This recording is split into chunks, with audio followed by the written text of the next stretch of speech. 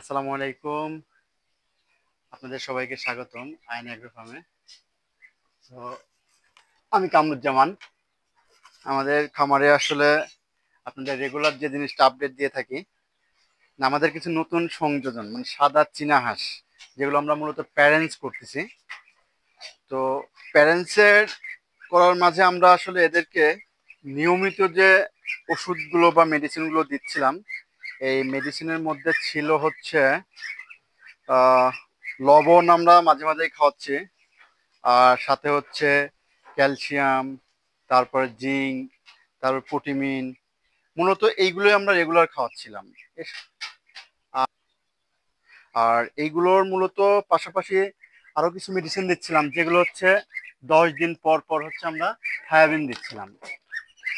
থায়াবিন, তারপরে আরো কিছু মেডিসিন দিচ্ছি।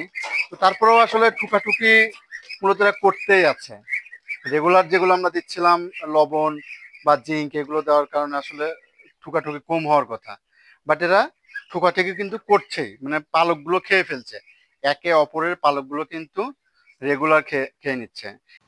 আচ্ছা, একটা জিনিস আপনাদের না দেখালেই নয়, আসলে এই দেখেন, একটা পালক বা ঠুকাঠুকি করে এদের কি রক্তাক্ত হয়ে যায়।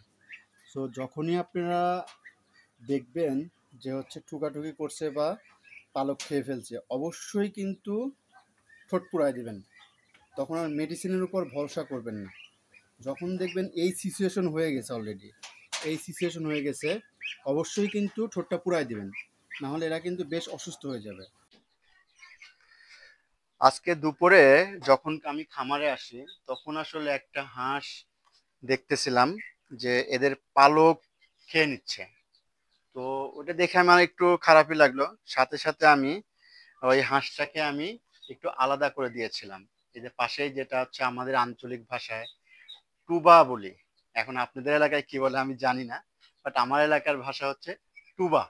তো ওইটাতে আমি আলাদা করে রাখছি, ওখানে খাবার দিয়েছি। এখন রাতে যখন আমি আবার এই রাতে 11টার দিকে যখন আসি খামারে, তো এখন দেখি বেশ কয়েকটা হাঁস নতুন করে আবার পালক খাচ্ছে। এই যে আপনারা একটু দেখেন, একটু একটু আগে একটা পালক, এই যে তো এখন লাস্ট ফিনিশিং এ আমি যে ডিসিশনটা নিয়েছি, তো যেহেতু এরা ঠোকাঠুকি করছেই বা পালক খেয়ে নিচ্ছে, সো এটা আমার জন্য আসলে খুব কষ্টদায়ক।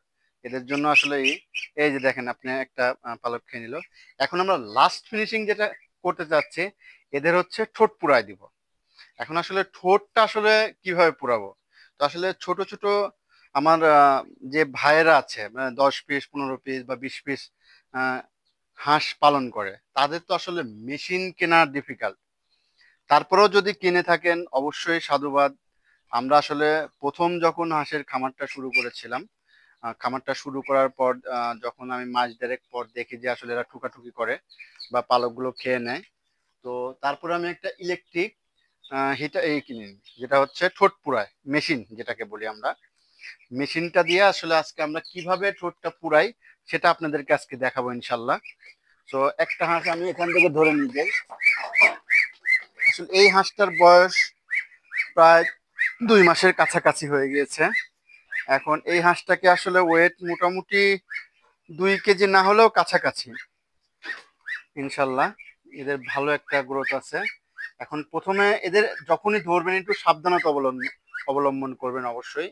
এদের পায়ের নখ কিন্তু অত্যন্ত ধারালো, আপনার হাতে যেন ক্ষতি না হয়।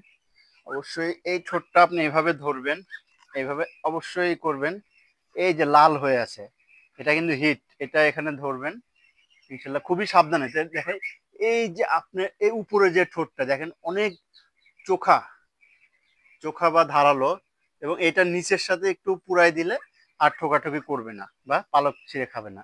এই যে এরা এটা এটা পুরালে কিন্তু ওরা অনেকটা ব্যথা পায় আমার মনে হয়। তো দেখেন, আমারই কষ্ট লাগছে, এদের কিছু করার নেই, এদের ভালোর জন্যই করানো হয়। খুবই কষ্টদায়ক। এটা পুরানোর পর কিন্তু অনেকটা গন্ধ হয় এটা পুরাইলে করার জন্য। তো এটারও দেখেন সেম প্রবলেম। এটা উপরের ঠোঁটটা একটু চোখা হয়ে গিয়েছে এবং বেশ ধারালো, এই জন্য আসলে পোড়াতে হয়। তো পোড়ানোর পরে অবশ্যই অবশ্যই চেষ্টা করবেন একটু নাপা, লিকুইড যে নাপাটা আছে ওইটা একটু খাবারের সাথে মিক্সার করে খাওয়াইলে ওদের ব্যথা কিছুটা কম হবে। সেই সাথে খাবারটা অবশ্যই লিকুইড একটু বেশি করে দিবেন, লিকুইড বা একটু করে দিবেন, তাহলে ওরা প্রপারলি খেতে পারবে। ইনশাল্লাহ এইটুকুই ছিল।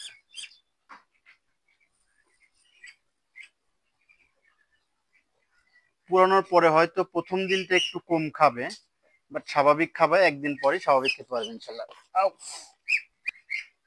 আসলে পুরাতে হচ্ছে কেন আপনাদের আসলে না দেখালে না, এই হাঁসটার দেখেন এই যে পালক ছিঁড়ে অলরেডি রক্ত বের হয়ে গেছে, এই জন্য মূলত আসলে ঠোঁটটা পুরাইতে হয়। দেখেন এই যে এখানে অনেকগুলো, এর আগে দেখছিলাম এই হাঁসটার পালকগুলো বেশ সবগুলো উঠে গিয়েছিল, এখন দেখেন একবারে শেষ হয়ে গেছে।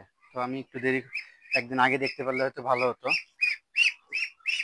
তো ভিডিওটা দীর্ঘায়িত করবেন, অবশ্যই অবশ্যই দর্শকদের উদ্দেশ্যে একটা কথাই বলবো, আমার চ্যানেলটাকে সাবস্ক্রাইব করবেন। সেই সাথে যদি ভিডিওটা ভালো লেগে থাকে অবশ্যই লাইক কমেন্ট শেয়ার করবেন ইনশাল্লাহ। আর ভিডিওটা যেন সবাই, যারা যে খামারি ভাই আছে বা বাড়িতে যে ভাইরা হাঁস পালন করে বা চীনা হাঁস পালন করে, তারা যেন উপকৃত হয়।